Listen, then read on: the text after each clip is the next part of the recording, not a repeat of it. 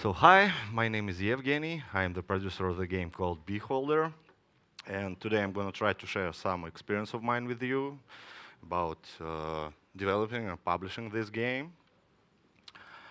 So I work for Alawar, and our company is 18 years on the market right now. But initially we developed and published mostly casual games.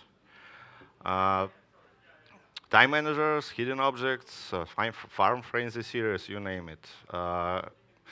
But 2 years ago, we decided to go into mid-core audience, and we had two main reasons to do that. First of all, our traditional casual market had been falling down for years. It is still profitable for us, but not as much as we used to. And the second reason was more like an emotional one, because most of our employees and I myself, we are passionate gamers. And we wanted to create some kind of games that we would like to play, because casual games are not that kind of games. And so we made a research in our company and developed a list of criterions which our future project should fit. First of them was a unique concept, because we hadn't, at that moment, we hadn't any loyal audience on Steam. We needed something catchy, something that can go viral. And this concept should be good for mid-core audience. Third criteria was genre expertise. It had to be something similar to project we created before, because we never, made first-person shooters or real-time strategies. So creating those kind of games was out of the question. And since it was an experiment in our company, it had to be fast and cheap, because it's a paid game, and you can't make a soft launch of it in a short period of time and get financial feedback. So that's why it had to be fast and cheap. And last but not the least, it was one-click mechanic, kind of obvious, because we wanted to port it easily on mobile in case of success on Steam. Well, we had a lot of brainstorms in company involving almost every employee, and we had tons of ideas, good, bad, average, and we even prototyped a couple of those, but it didn't work out so well, and that's when idea of Beholder came in. In case you haven't seen it on Steam, I'm going to say a couple of words about our project. Beholder is a mix of strategy and adventure. You are playing as an ordinary person in dystopian world. You are some kind of landlord in a big rental house, and your job is simply to spy on people. You install cameras, you break into the people's apartments, search for their personal belongings, trying to find something prohibited. And if you do, your job is to repress those guys. They will be arrested and probably killed, but you can choose not to, since it's a game of choices and long-term consequences of those choices. And depending on how you play it, what you choose to do, you can get up to 25 different endings. So idea came from our tester, girl actually. So my first advice, listen to your team. You can sometimes you can get games out of there. Not guaranteed though. And this idea was brilliant because in our opinion, it was good for every criterion in that list. And we started to develop this. It was pre-production stage. Nothing to say much about art style research, because all you can see right now in original version is a result of hard work, and a lot of assets go into trash can. So, but second paragraph about prototyping is the most interesting one, because that is a place where we did our major mistake. Actually, I did as a producer. And I'm going to try to explain it. So this scheme can show you a wrong approach we had. because we thought, hello, it's a building. So what we can do in that building, and we can build, we can manage stuff, we can add a complex economy, and we got what you can call feature creep. We will literally picking with a rainbow, and every time you create a game on every stage, you should ask yourself what is unique about your game. And now it seems obvious, but it was not back then. That most unique thing about our game was the setting. And as you can see on this game, most of our in-game features came from core gameplay. And setting was something like, on a side. It was something like eviction mechanic for tenants, and it was really ugly. And when we developed every feature here, when we made it combine, we saw that everything is working perfectly fine, but it's not kind of an original game, because at some point you can, change that setting. We had almost with every setting you can. Everyone can live in that building. Unicorns, dwarves, robots. It won't matter, because characters in this building were considered like money bags. So they don't get you more money. You just evict them and get in. But dystopia needs drama, and every drama needs compassion. If you have no compassion for characters, you don't have anything in this case. So in the middle of development, we decided to create a completely new game. And it looked like this. We came out with adventure, and this approach was good for us. It was a tough decision, because it's affected like almost everything in development and in marketing. And we got our drama we wanted, we got everything, and most of our features came from core gameplay and settings simultaneously. So it was the right approach for us. And as a result of that changes, we got huge problem in production, because as you can see, changing equal to growth and content, because if you want to make a game about spying on people, spying should be interesting, so you had to add a lot of animations there. So, and if you want to get drama, you need texts. We had a huge pile of text right now, and with those texts, you need to translate them to different languages, and that costs like a fortune. So we had a budget increase. We had all of that stuff you can see here. And we had to feature cut a lot of things. We had complicated behavior patterns of characters that gone to trash can. We got a lot of assets gone to trash can. And I wasn't sure where to put that paragraph about builds for conferences, so I put it there. When you're going on a conference and you want to show the game of yours, you need to take in account that you need to prepare that game. You need to optimize it. You need to, translate text. You need to test your build. And since it's not a final game, it's kind of work for nothing, only for conference. So that's a chart with our good and bad decisions. As you can see, what was good for us: provocative concepts, stick to adventure, choice of art style.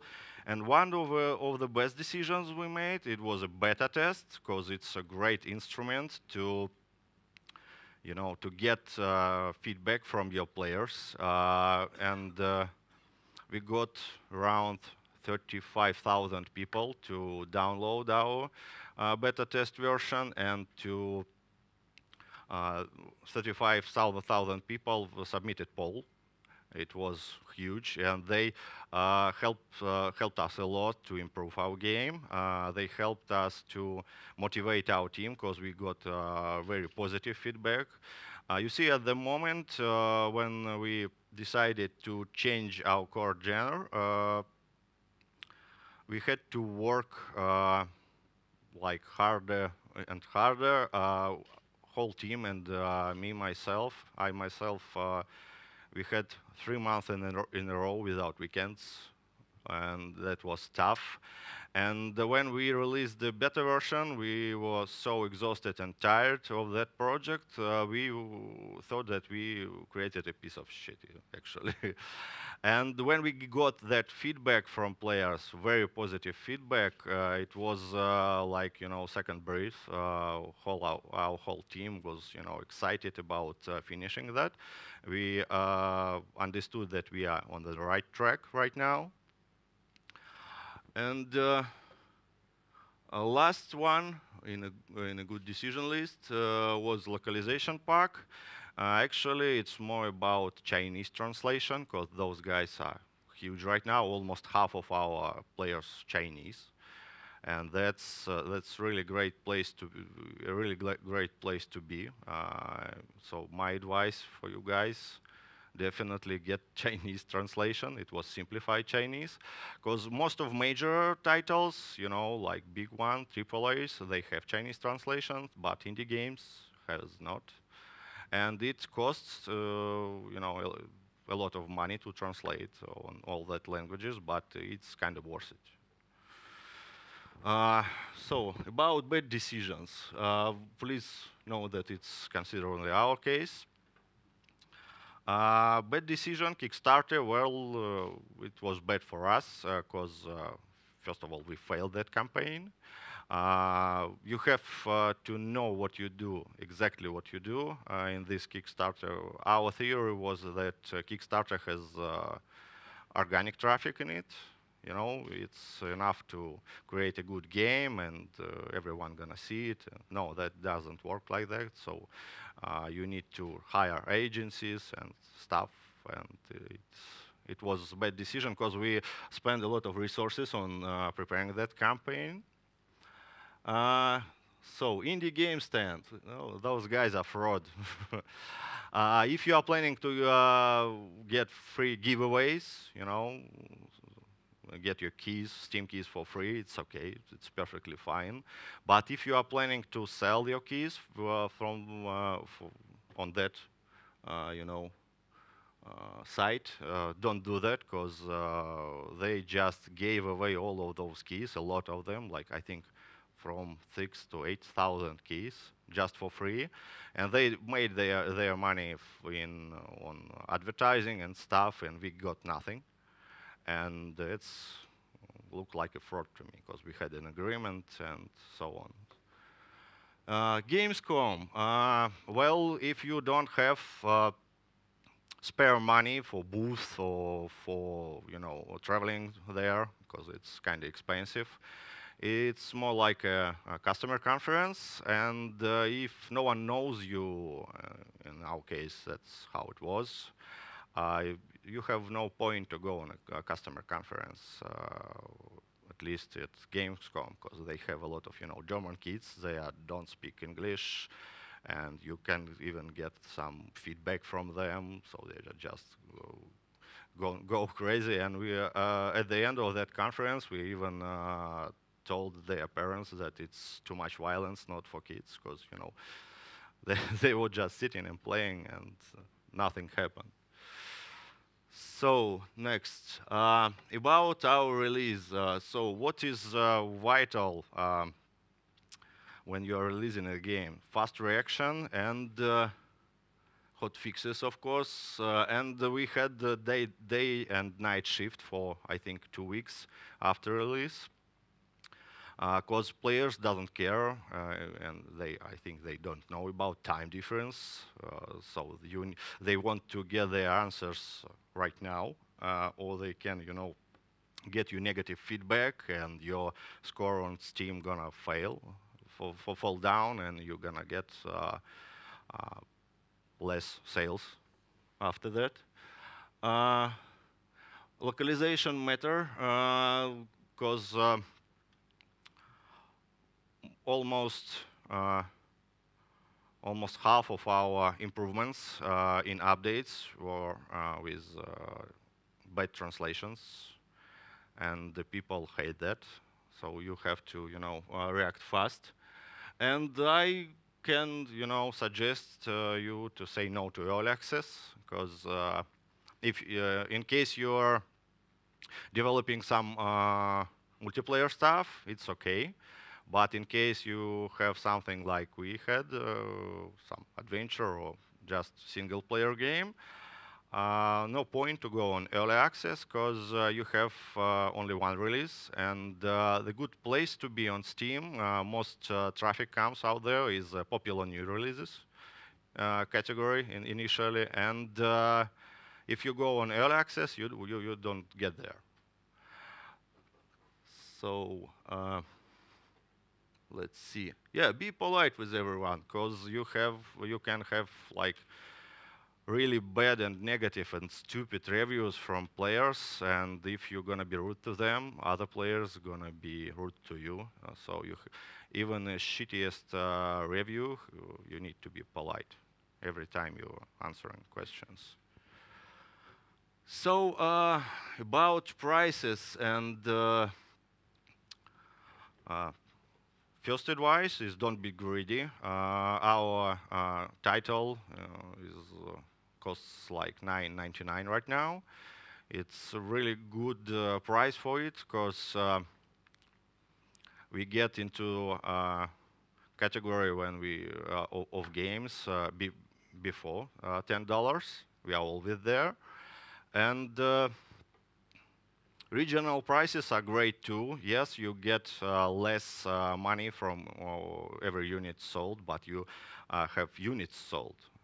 And it's much better to get 1,000 of units sold in a less price than 100 in a bigger price, because your game can go viral. Those guys can, suggest your game to their friends, and more units you sold, the more suggestion you get. And picking up the release date is vital too, because you have to take in account seasonal sales, because you definitely want to be on seasonal sales. You can get in 1 week of 50% discount, you can get amount of money equal to, I say, quarter without that discount, quarter of a year. So it's a really good place to be, and you really want to get there. And Steam policy doesn't allow you to, get discounts every day. You can, I think, it's got to be a period of 2 months, I think. So why Wednesday is good for the release? Because Valve they have weekends too, and when they have weekend, they can't change anything, and you can get into big banners on Steam for whole weekend. Okay, initial traffic communication is better than an ad campaign.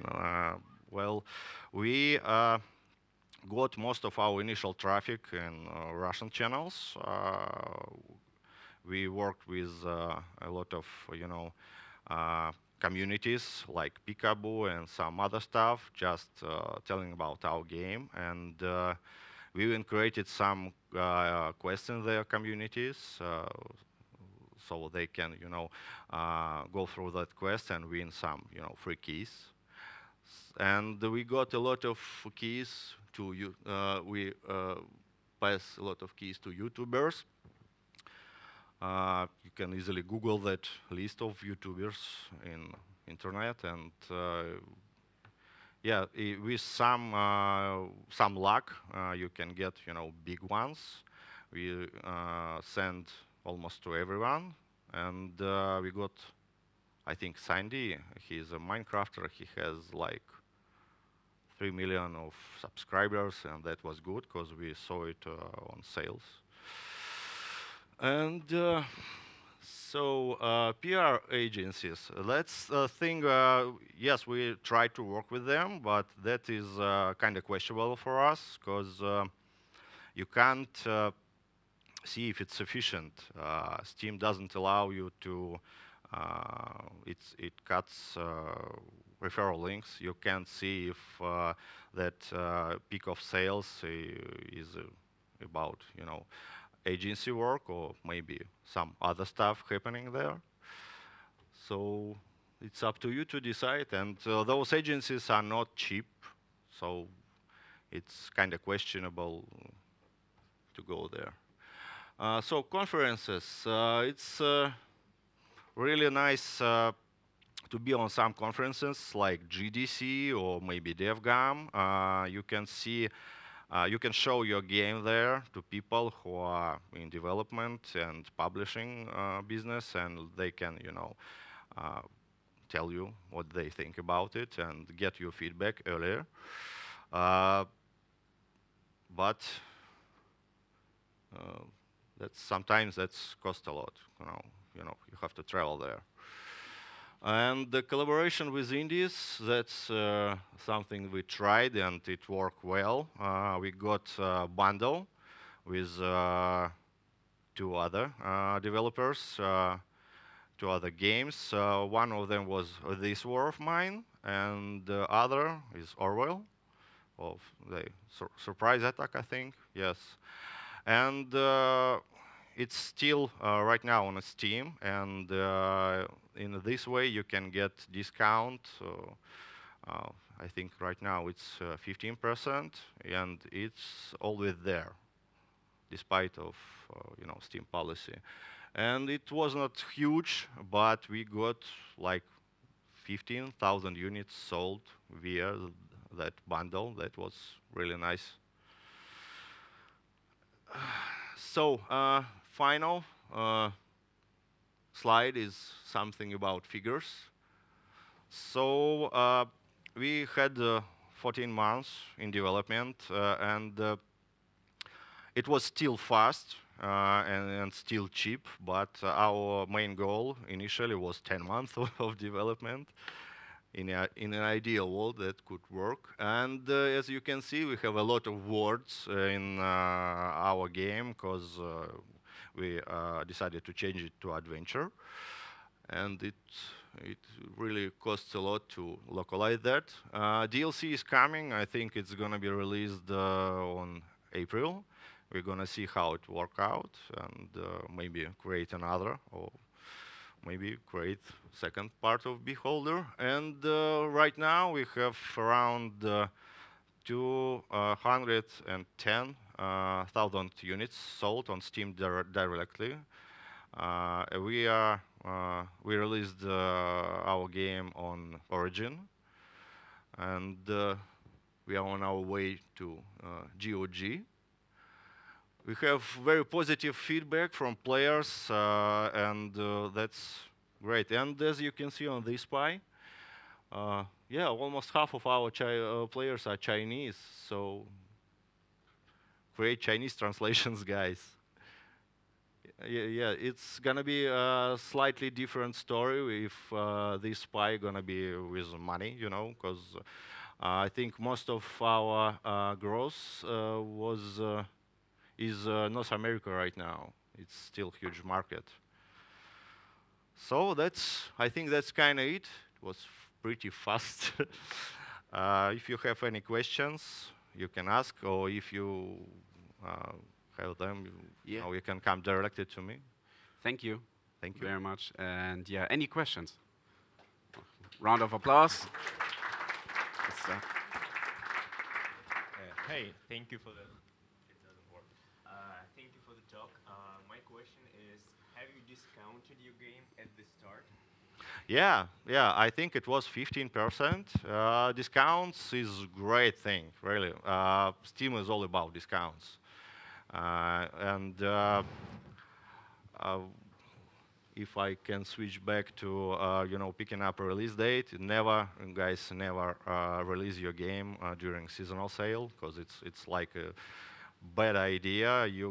Most of the players gonna be there to buy some AAAs, big stuff with a discount, and you won't be able to get into top sales like in the first 100, because we got in a top sales on a start. I think we were top 12 or maybe top 8. I don't quite remember, but it's a place where you can get traffic, and if you release on seasonal sales, you won't get there. And my next question is, Wait.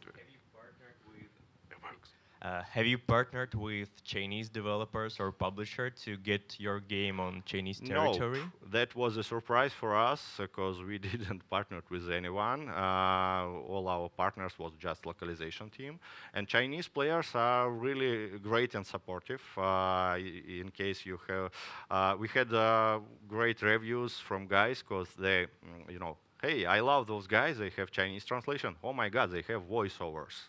Chinese voiceover. Oh my God, they apologize for the bad translations. I love those guys, and they are very supportive, and they, offer help to, improve that translations. And right now we are working on traditional Chinese translation, and it's kind of great thing to be there on And Chinese you market. find these Chinese users on Steam. So Yeah, they use yeah, Steam because basically. you see, Chinese market is a tricky one. So you can, if you want to go there officially, you have to get government approval. It's like that. And our game will never get a government approval because it's about, government and, oppressive laws and stuff. And so, right now we just pray that they won't, forbid Steam on China, because they can do that. I think they tried it a couple years ago. Yeah. Okay, any more questions? We have time for one, definitely. Hello.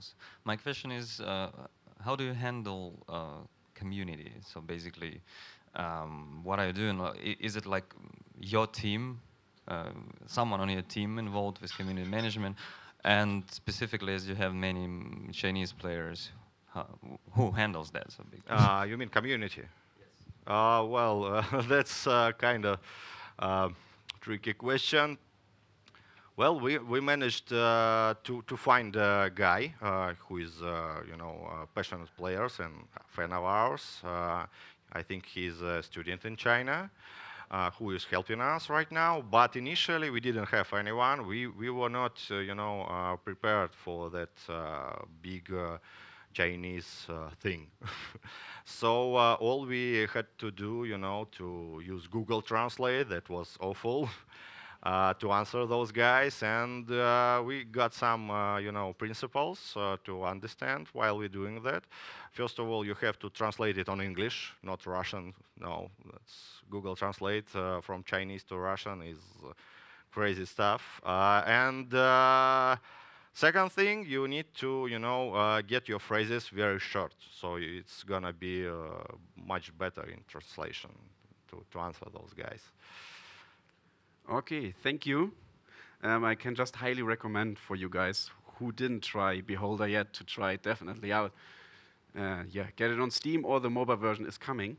So Yeah. thank you, Evgeny. And Thank it's you. time for lunch now. We see us back in 1 hour. Thank you.